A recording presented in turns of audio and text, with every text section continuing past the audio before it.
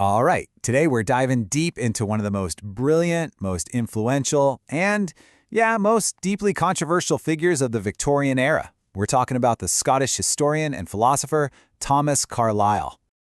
So to get a sense of just how big a deal this guy was, you've got to hear what George Eliot, one of the greatest novelists of the time, had to say about him.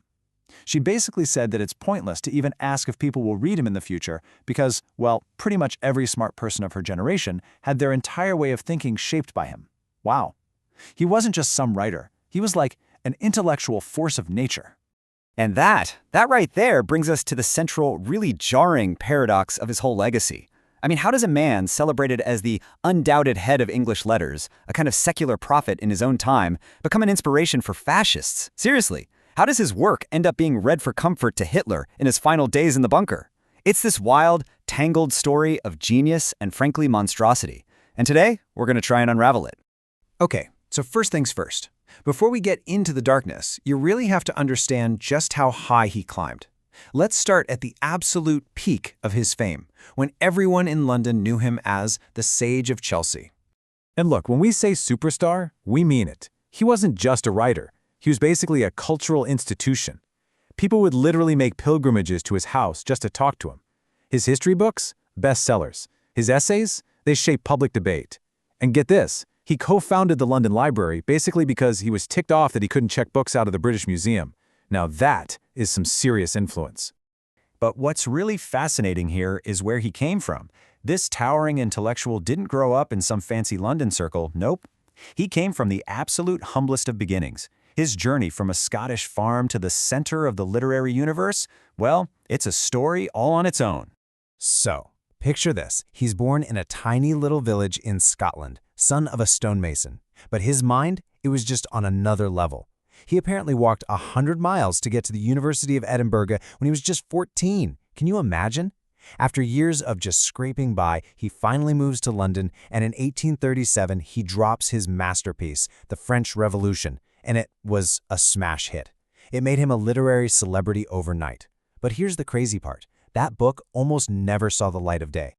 Okay, so the story behind this book is absolutely nuts. Just put yourself in his shoes for a second. You have spent 5 solid months writing the first volume of what you know is your life's work. This is the pre-computer era, right? There are no backups, no cloud saves, just one single manuscript. And you lend it to your good friend, the famous philosopher John Stuart Mill, to get his thoughts on it. So what happens? Well, Mill shows up at Carlyle's door one night, looking, as Carlyle put it, like the very picture of despair. Why? Because Mill's housemaid had mistaken the one-of-a-kind manuscript for trash and used it to light the fireplace. Yep, the whole thing. 5 months of work, poof, gone. Now, for most people, that would be it. Game over. But not Carlyle. Sure, he was devastated, but he absolutely refused to be defeated. He sat right back down and rewrote the entire volume from scratch. Think about that. The book that made him famous, the one that everyone read, was actually version 2.0. Incredible. And that kind of heroic, unstoppable spirit, it's actually the perfect key to understanding his core philosophy. So let's dive into the big ideas that made him such a giant of his time. So at the very heart of Carlyle's thinking is something that got named the Great Man Theory. And it's exactly what it sounds like. He believed that history isn't really driven by big social trends or the will of the people. Nope. For him, history is all about the impact of a few exceptional, powerful individuals. The heroes, the prophets, the geniuses, who basically grab the wheel of history and steer it wherever they want. And this is what that theory looks like when you apply it to society. On one side, you have what he thought of democracy. He called it big black democracy, just chaos and anarchy. He couldn't stand it. On the other side, you have his ideal, what he called a heroarchy. Basically, a government run by the great men, the strong, wise leaders or captains of industry who should be in charge and tell everyone else what to do, for their own good, of course. He was also famous for coining a phrase you might have heard, the dismal science. That's what he called economics.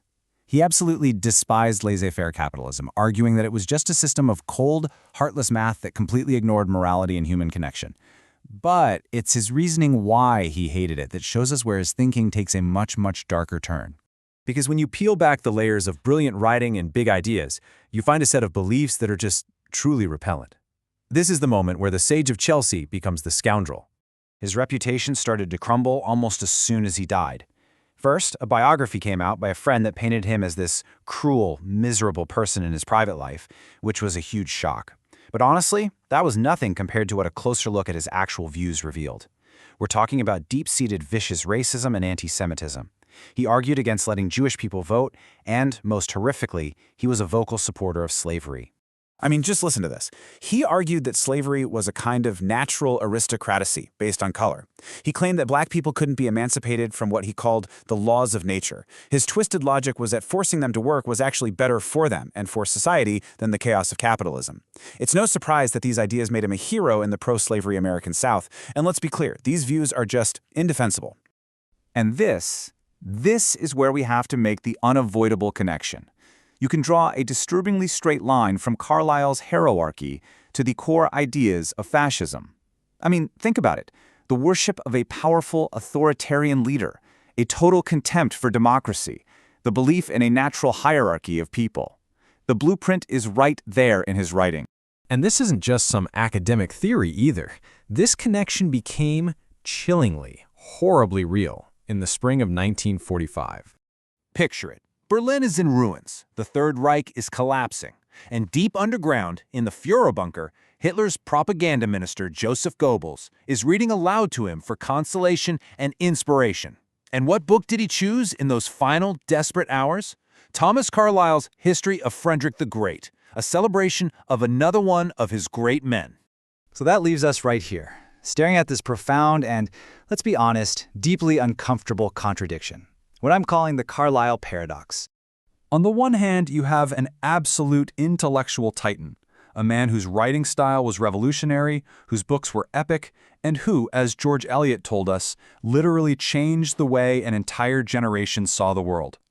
But on the other hand, you have a man who championed ideas that are just morally repugnant, ideas that were used to justify slavery, to promote authoritarianism, and that ended up being embraced by some of history's greatest monsters.